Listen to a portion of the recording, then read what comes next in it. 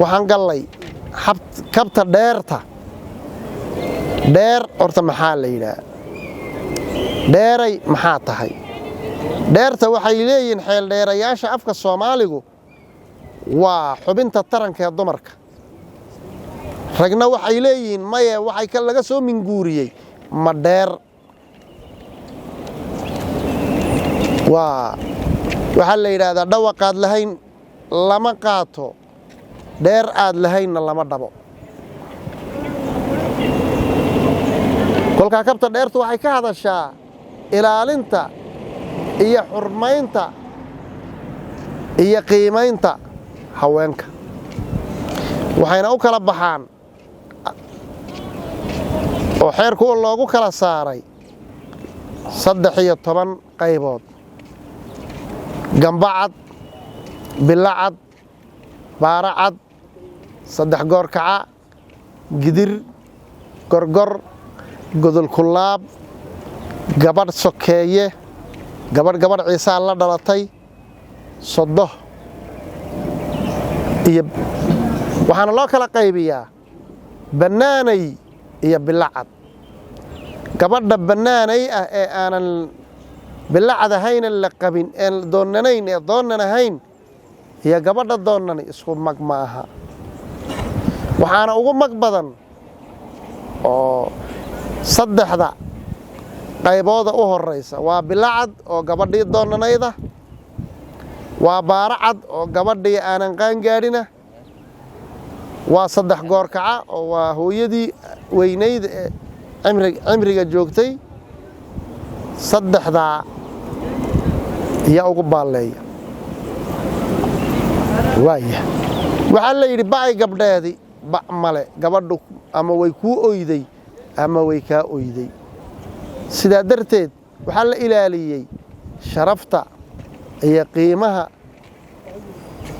ay gabadhu u leedahay ummad walbana gabadhu waxay tahay hormoodkeega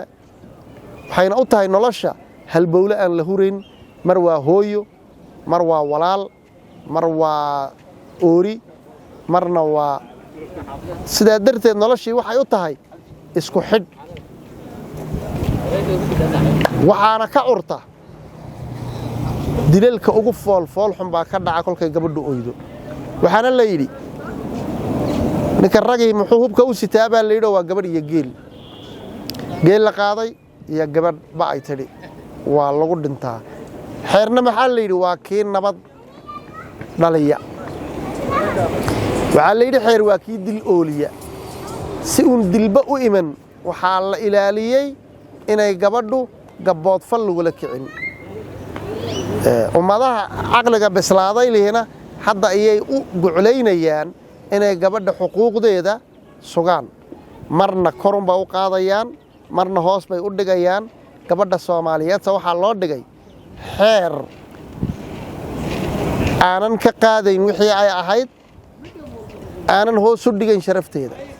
oo miisaaman doodaha ugu adag waxay ka yimaadeen gabadhu maxay ka manaafacaadsataa kolkii gabood fal lagu sameeyo xoolaha la siinayo qoloboog raadisa baa tiraada gabadha waxba ma soo gaadhaani odaya un baa isku tago oo odayada un baa waxa qaybsada kolka iyaga oonan cilmi baaris garaad saxan wadata lagu eegin yaa halka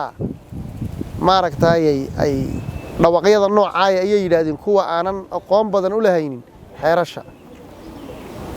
sideedaba nolosha xilliga la joogay gabadhu 15 halaad hadii la siiyo kaligeed ma wadan karaysay geeluna ma yahay meesin ay gabdhuhu wadan karaan taay waa ma dhacdo meesinka geelu waa meesin qallafa oo nin isaga laftigiisa laga soo saaray nolosho la leeyliyo uuna wado mana jirin noloshan ay habluhu shaqo tagayaan ee dhaqaalahooga ay baanan ka dhiganayaan gabadha waxa baan u ahaa aabaheed gabadha aabaheed baan u ahaa hanti wixii godbo fal kaga soo galana iyada iyo iskale aabbaheed baana u haynayey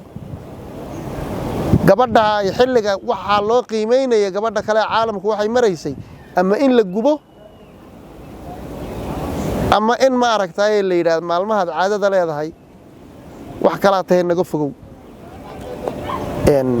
mas'alada imika soo laalaamaysa maxay gabadhu ka heshaa xoolaha noocaaya la leeyahayna waa mas'alad dood u baahan waxaan idin oran lahaa kabta dheertu waxay leedahay mudnaan sida ay mudnaanta u leedahay waa maxay waayo kab nin la yiraahdo ma jiro ama oday la yiraahdo kabta dheerta waxa loo gaar yeelay haweenka sababta loogu gaar yeelayna inta badan sida loo bartay nolosha bini'aadanka xeerasha iyo ma han iraada qawaaniinta waxa dajiya rag waxaana la yiraahdaa aqliyada dhukuri iyo lagu dajiyaa laakiin xeerkeena waa xeer ay dhadigii labkuba wada leeyihiin haween baad ka qayb galay waxay ku leeyihiin qodobo sida darteed lama oran karo aqli rag baa halka ka hawlgalay waxa halka ka hawlgalay Gumburta City aqli bili aadan oo dhameystiran oo haweenka waxa la weydiinayay waxyaabaha iyaga u gaarka xigsiinta kabta la yiraahdo qodobka la yiraahdo iyaga soo saaray waxa kale soo saareen ayga oo noolaha xeer loo dhigay iyaga la kabtooda waxa kale wax laga weydiiyay haweenka iyo qolkaan imika ka hadlayay xubinta taranka ay leeyihiin inta xubinta taranka ka hadashay qodoba ah waxa keenay haween waana aqoon wadaag lagu yahay oo aanan lahayn deeli aqliga xilliga gartay in la sameeyo kab u gaara ama qaanuun u gaara oo xuquuqdooda dhowri wuxuu mudan yahay in la amaano in ayaga laftigooda hableena waxa laga sugayaa noloshan maanta socota casriga ah xeerashii ay ku lahaayeen iyaga danahooga iyo jiritaankooga iyo sharaftooda dhowrayay inta waqtigu noo saamaxay faahfaahinta labada kabood oo aanan sida ku dhameystirreyn oo aan mar labaad ku kulmi doono wadaagayga